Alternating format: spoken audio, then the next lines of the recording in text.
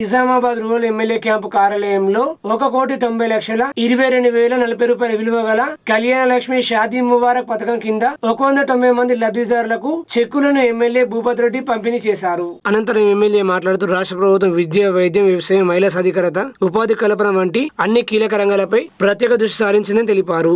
విద్యారంగంలో young India, integrated schools ఏర్పాటు, ప్రభుత్వ పాఠశాలల్లో మౌలిక వసతుల మెరుగుదల వంటి చర్యల ఫలితంగా దాదాపు 5,000 మందికి పైగా విద్యార్థులు ప్రైవేట్ పాఠశాలను వదిలి ప్రభుత్వ విద్యా విధానంపై ప్రజల్లో పెరిగిన విశ్వాసానికి నిదర్శనమని పేర్కొన్నారు. రాష్ట్ర వ్యాప్తంగా 1 కోటి మంది మహిళలను ఆర్థికంగా బలోపేతం చేసి కోటీశ్వరం చేయాలని లక్ష్యంతో సుమారు 70,000 కోట్ల వడ్డీ రుణాలను ప్రభుత్వం అందిస్తుందని, జిల్లాలోనే 44 కోట్ల వడ్డీ మాఫీ చేసినట్లు వెల్లడించారు. వ్యవసాయ రంగానికి రైతు భరోసా, ఉచిత విద్యుత్ వంటి పథకాలతో రైతులకు అండగా నిలుస్తున్నామని, పేద కుటుంబాలకు రేషన్ కార్డుల ద్వారా సందేశం పంపిణీ చేసి ఆహార భద్రతను మరింత బలోపేతం చేస్తున్నామని పేర్కొన్నారు.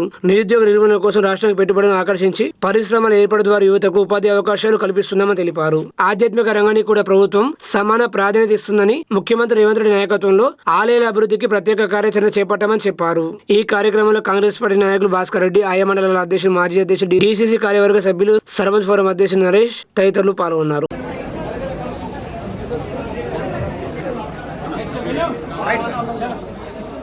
ఎలక్షన్ లో చెప్పినట్టుగా మరి ప్రతి విలేజ్ లో మీరు చూడొచ్చు, ప్రతి విలేజ్ లో ఇందిరమ్మ ఇల్లు మొదటి విడతగా 3,500 ఇల్లు ఆల్మోస్ట్ దగ్గరకు వచ్చింది. చాలా మంది గృహప్రవేశాలు కూడా చేసింది.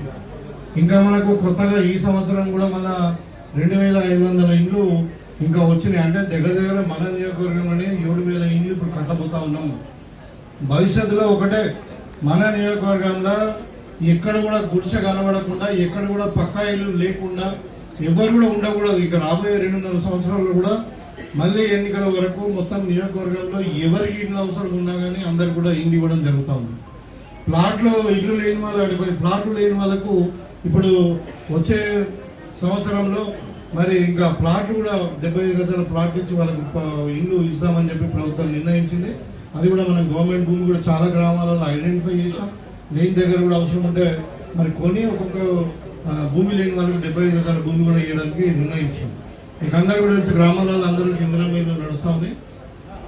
సో ఇలా మన కళ్యాణ లక్ష్మి నిజామాబాద్ రూరల్లో 15, డిచ్పల్లిలో 55, ఇందల్వాయిలో 62, దర్పల్లిలో 15, సిరికొండలో మరి 43, మొత్తము 190, అంటే 1,90,00,000 రూపాయలు ఇవాళ మనము మరి మా ఆడబిడ్డలకు పెళ్లి చేసుకున్న వాళ్ళకు మరి ఆర్థిక సహాయంగా అందజేస్తూ ఉన్నాం. మీకు దీంతో పాటు మీకు చెప్పాలి, ఇప్పుడు మన పిల్లలు పేదవాళ్ళు బాగా మంది చదువుకుంటున్నారు గవర్నమెంట్ స్కూల్లో అని చెప్పి, గవర్నమెంట్ స్కూళ్ళలో అన్ని స్కూళ్ళలో మనం ఇప్పుడు బాత్రూమ్లు కట్టిస్తున్నాము, కాంపౌండ్ వాల్స్, కరెంటు, అక్కడ ఎలక్ట్రిసిటీ, తర్వాత వాటర్ అన్ని కూడా పెట్టి వాళ్ళ మీరు ఏ స్కూల్లో చూడండి ఇప్పుడు గవర్నమెంట్ స్కూల్లో స్ట్రెంత్ పెరిగింది. మీ అందరూ సహకరిస్తున్నారు. ఎందుకంటే పేదవాడికి విద్య, వైద్యం బాగా ఖర్చు అవుతుందని మరి స్కూళ్ళని మనము డబ్బులు ఖర్చు పెడుతున్నాం.